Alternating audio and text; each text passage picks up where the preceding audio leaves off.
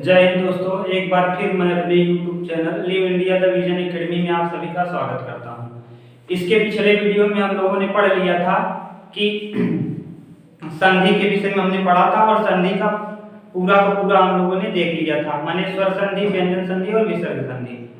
हमने संधि के विषय में सब कुछ देख लिया है। आज हम लोग बात करेंगे एक नए टॉपिक जिसका नाम है शब्द भेद के आधार। अब हम लोग देखते हैं आज शब्द भेद के क्या क्या आधार हो सकते हैं। तो शब्द भेद के आधार देखिए, आज का टॉपिक है शब्द भेद के आधार। शब्द भेद के आधार। देखिए शब्द भेद के आधार। अब शब्द भेद के आधार देखिए हम लोग कई भागों में इसको बांट करके पढ़ेंगे। पहला देखिए उत्पत्ति के आधार पर। पहला उत्पत्ति के आधार पर। उत्पत्ति के आधार पे शब्द के भेद। पहला देखिए उत्पत्ति के आधार पे शब्दों के तीन भेद, चार भेद हैं। चार भेद में आपको पढ़ना क्या क्या है। देखिए उत्पत्ति के आधार पे आपको पढ़ना है शब्द भेद के चार भाग, जिसमें से पहला होता है तत्सम। दूसरा होता है तद्भव। तीसरा होता है देशज और चौथा होता है विदेशज।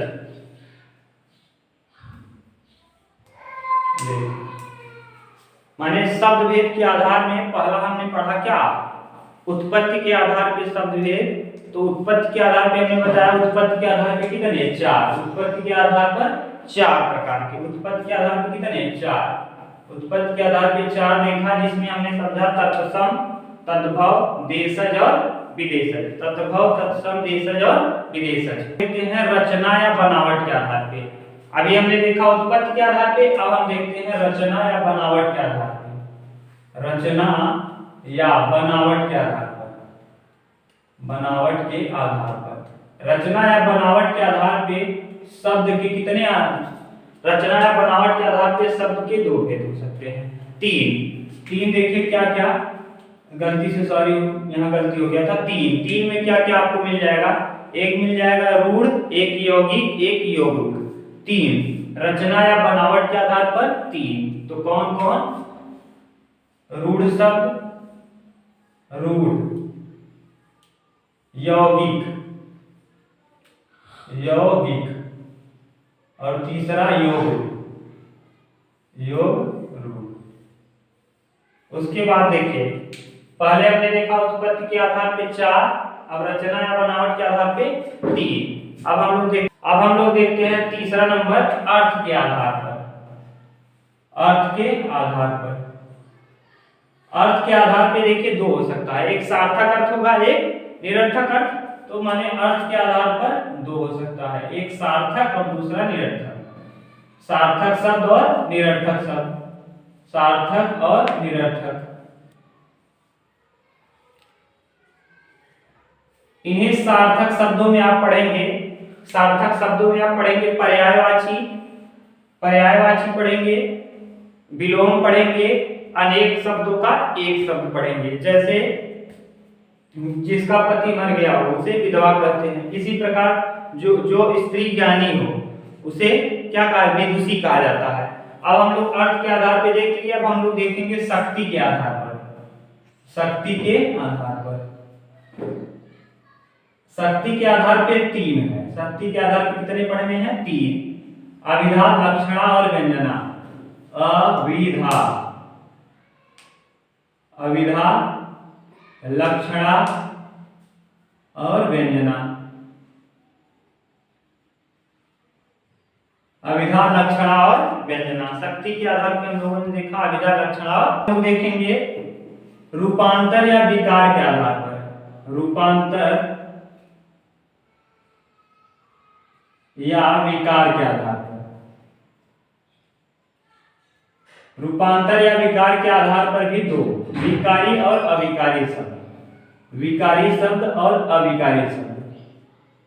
विकारी और अविकारी। और उसके बाद हम लोग देखेंगे प्रयोग के आधार पर। प्रयोग के आधार पर। प्रयोग के आधार पे हम लोग देखेंगे संज्ञा से लेके विस्मय बोधक तक, संज्ञा से विस्मय बोधक तक।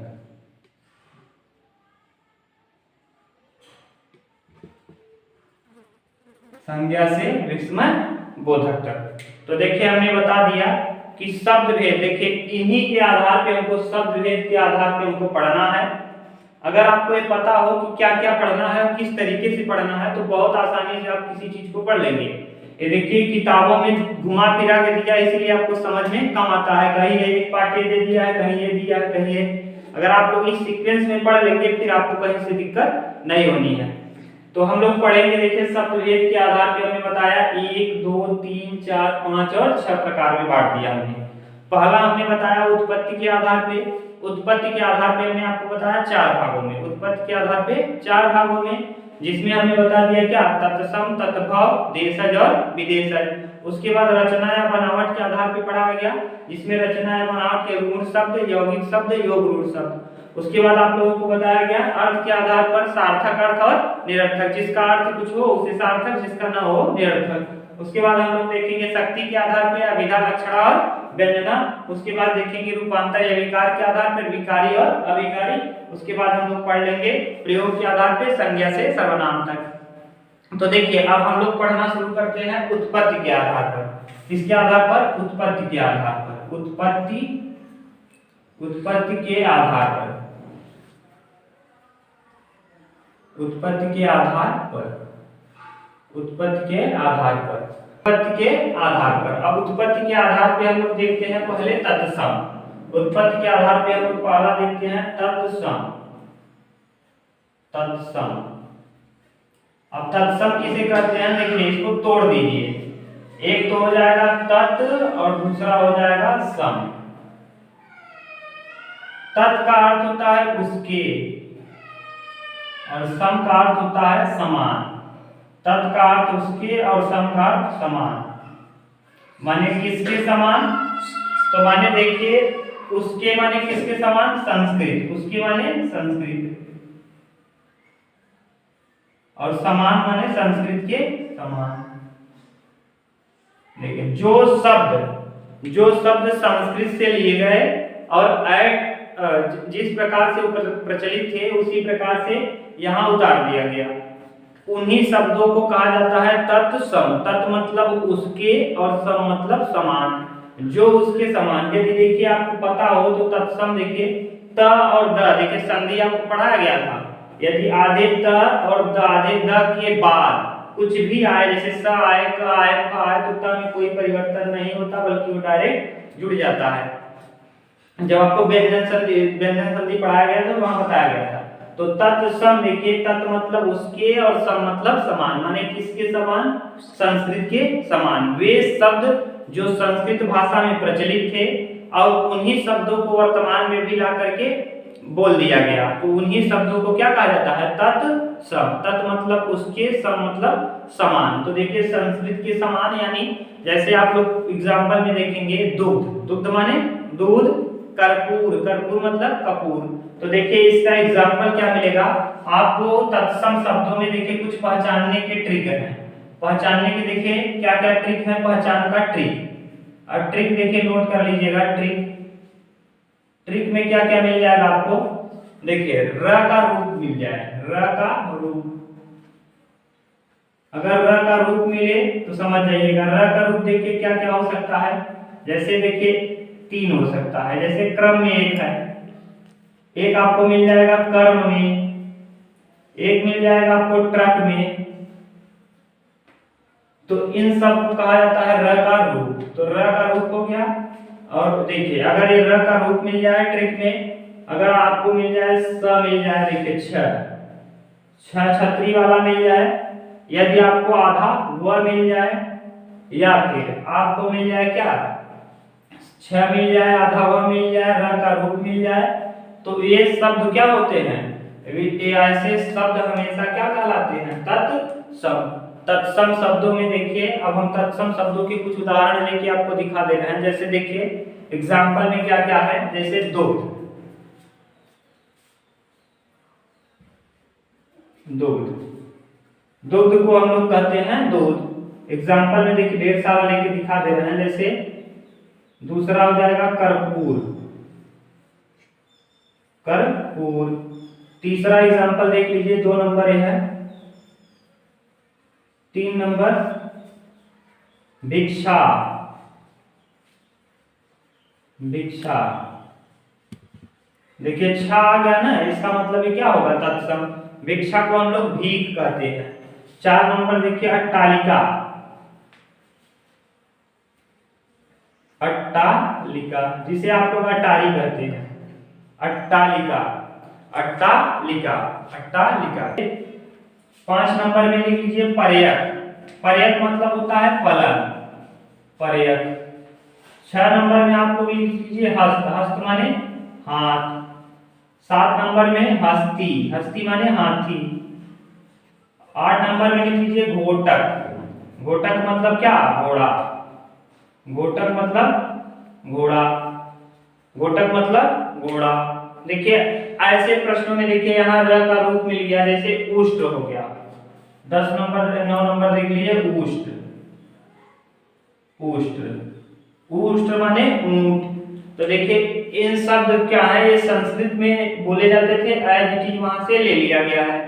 ये जितने भी शब्द हमने लिखा है सब के सब क्या है, संस्कृत के शब्द है। दुग्ध हो गया, कर्पूर हो गया, भिक्षा हो गया, अट्टालिका हो गया, पर्यक हो गया, हस्त हो गया, हस्ती हो गया, घोटक हो गया, उष्ट हो गया। जैसे अखरोट है, देखिए अखरोट कहता है अखरोट। दही को कहा जाता है दधी। जैसे दही वाला एग्जांपल इंपॉर्टेंट है, दही वाला जैसे 10 नंबर देखिए, दही को दधी कहा जाता है, दही को दधी। तो कुछ कुछ शब्दों को आप देख लीजिए, यहाँ लिख दिया गया। तत् माने उसके, सम माने समान, उसके समान यानी संस्कृत के समान। जो शब्द संस्कृत से लिए गए और एज इट इज आज भी बोले जा रहे हैं, भाषा में प्रचलित हैं, तो उन्हीं शब्दों को क्या कहा जाता है, तत्सम। तत्सम का उपयोग धीरे धीरे कम होता चला जा रहा है, क्योंकि भाषा देखिए एक ऐसी चीज है जो बार बार क्या है, सरलतम रूप में आती रहती है। पाली भाषा, ब्रज भाषा, अवधी भाषा, इन सब भाषा का विकास हुआ और धीरे धीरे क्या बोले न जाने की वजह से वो लोग विलुप्त होते चले गए। इसी प्रकार की जैसे देखिए दूध सब बोलते हैं, दुग्ध कोई नहीं बोलता। कर्पूर कपूर सब कहते हैं, भिक्षा को भीख सब कहते हैं। वर्तमान में जब रावण था सीता जी के पास गया था तो क्या कह रहा था, भिक्षाम दे, तो वह नहीं ये कह रहा था कि भीख दे। अट्टालिका माने अटारी, दधी माने दही, हम लोग क्या कहते हैं, दही। तो दही पर प्रचलन में आ गया है तो दही कहने लगे। दही माने तद्भव होता है उसका। पर्यक माने पलंग होता है, हस्त माने हाथ होता है, हस्ती माने हाथी, घोटक माने घोड़ा, उष्ट माने ऊंट। ढेर सारे एग्जाम्पल हैं। अब हम लोग इससे अब हम लोग तत्सम न समझ के हम लोग दूसरा लेते हैं तद्भव। तब तक एक स्क्रीनशॉट पूरे का ले लीजिए। अब हम लोग पढ़ते हैं क्या, तद्भव। देखिए तद्भव पढ़ते हैं, तो पढ़ते हैं तद्भव। दूसरा नंबर क्या पढ़ते हैं, तद्भव।